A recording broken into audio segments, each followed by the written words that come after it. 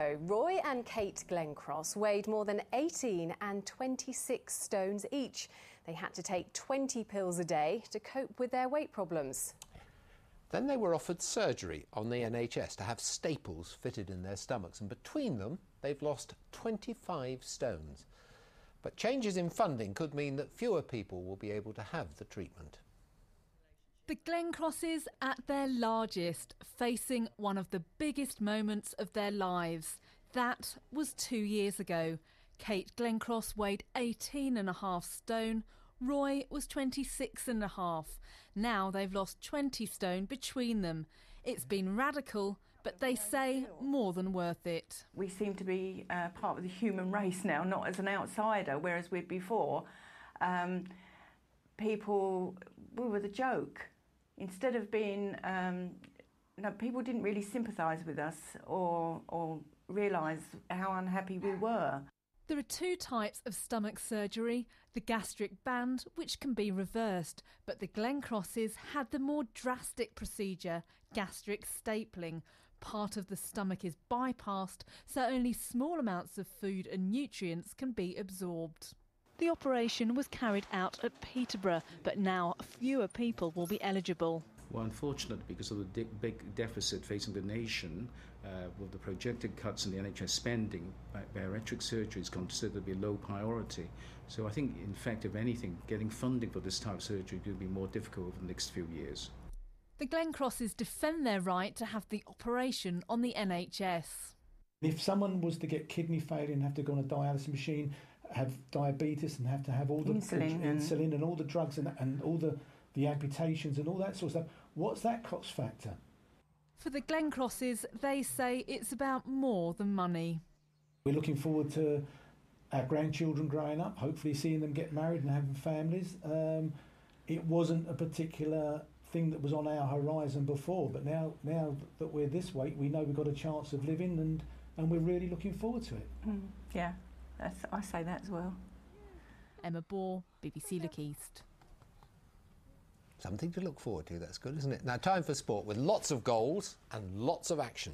Well, there's some good news in gymnastics and a look ahead to the Commonwealth Games, but we start with the football. Here's Tom Williams. Thanks, Amanda. We'll kick off at Peterborough. With the season only 3 weeks old, this is where you really don't want to be, in the treatment room and not on the pitch. He doesn't look impressed, does he? Sports science is playing a greater role now than ever before, and rigorous fitness regimes before kick-off are designed to keep the players playing and not in there. For League One side Peterborough United, there's no underestimating how important fitness regimes are before a match. Just have a look at the variety of stretches and routines that the players are being put through right before kick-off. And not only are their joints and muscles being worked, but the intensity level is also being stepped up the whole time. Right before, one last word from the gaffer. You stretch so that when you overstretch in the first minute, you've already done that in the warm-up, so you're ready for it. And it's more scientific nowadays, so we leave it to the scientists.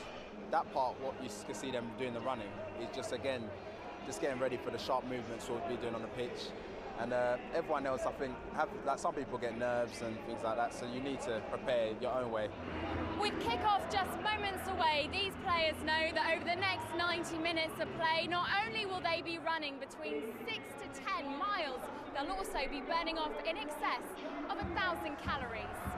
Not a dream start for Peterborough. Jordan Rhodes put Huddersfield in front before a free kick doubled the visitors' lead. Then just before the break, the Posh were handed a lifeline.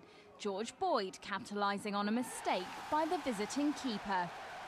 Under the watchful eye of the gaffer and the fitness coach, 15 minutes on the clock, and Aaron McLean levelled the score. Craig McHale-Smith then put the home side in front. Then victory was sealed when McLean got his second of the afternoon. And so to the treatment room to check for any knocks. This time they're lucky, nothing major to report. Kate Riley, BBC Look East, Peterborough. Lots of this going on at the weekend. Celebrations everywhere, goals flying in from all angles. 29, in fact, in the 8 games featuring teams from this region. Here's a roundup near you. At Ipswich, 4 games, 3 wins, no defeats. That's better. Saturday's game had all sorts. Crystal Palace first reduced to 10 men. Jonathan Stead fouled on his final appearance before today's switch to Bristol City. Claude Davis off, Grant Ledbetter scored. Soon after, Ledbetter set up Carlos Edwards. Then further controversy, Andros Townsend dismissed. Roy Keane felt he was a bit unlucky. Palace got one back, but too late. With Stead gone, the manager this afternoon recruited a replacement, striker Jason Scotland from Wigan.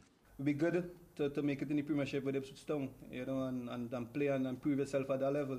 Because, as I say, you know, it's been a difficult time for me. Last season, I haven't played much. The decisive action at Norwich came in the final 10 minutes, Swansea earning a penalty, but John Ruddy made a terrific save.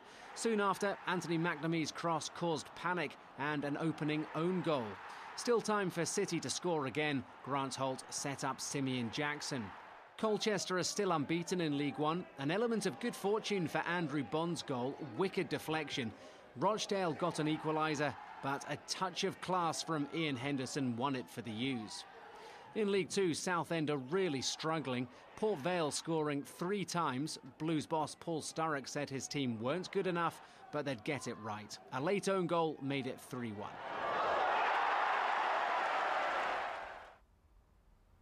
6 athletes have been named in England's team for the Commonwealth Games in Delhi. In the men's, Corby's Will Sharman, Greg Rutherford from Milton Keynes and Andrew Asoji from Harlow. No place, though, for Craig Pickering.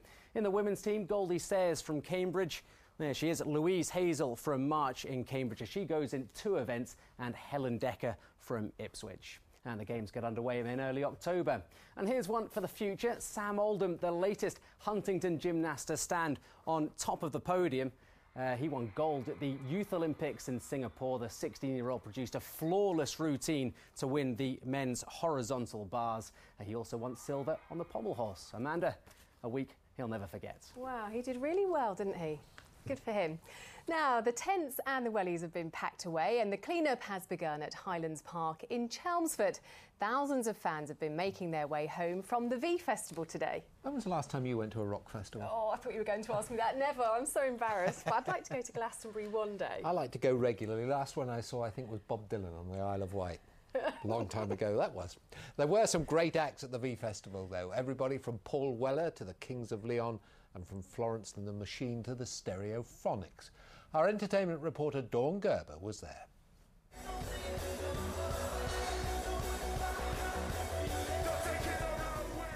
What can you pack into a weekend of music? How about 170,000 fans cheering to over 80 bands who are performing on 4 stages?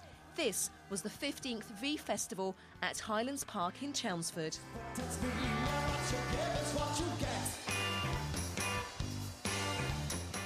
The music's been really good and everyone's been so friendly, especially the staff. We've noticed that just walking past, everyone chats to each other, says hi. It's a really good atmosphere. I went to see Kings of Leon as well, and yeah, it's all the hype was about, so I had to come. Well, I saw Kings of Leon last night and they were awesome, and literally I just wanted to see them.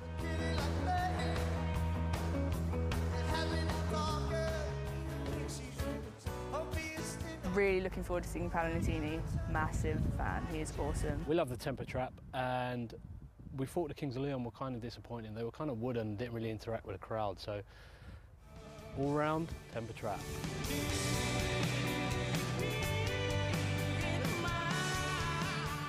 But what do the bands think of V? It's not dissimilar to Reading in that sense, you know, like where you get a lot of youngsters come to the festival. I know like Glastonbury isn't such a big established thing where families go to and what have you, but I don't know, it's got that vibrance about it, which is really cool. For our set, the sun came out and the crowd were well up for it. We were second band on after Pixie Lot. We rocked it. It was great. And it was a short trip to the festival for Essex singer Imogen Heap. The last time I was here, I actually ran round the field for a 10k run, so I'm feeling a bit more relaxed today. It's only a 40-minute set, so you've really got to play the ones people want to hear. But it's good, that's what it's about. As fans head home and the clean-up begins, festival organisers are a step ahead. They've already started looking at acts for next year. Dawn Gerber, BBC Look East, Chelmsford. Now, you see, I didn't know that Imogen Heap was from Essex, and she's very, very good. Yeah, she is. I didn't know that either. Now, they had a lovely time because the rain hadn't started, and it's been absolutely awful. My gazebo collapsed in the night because the roof just Don't was we so all full have a of water. gazebo that came tumbling down last night? Oh, that's bad luck. Yeah,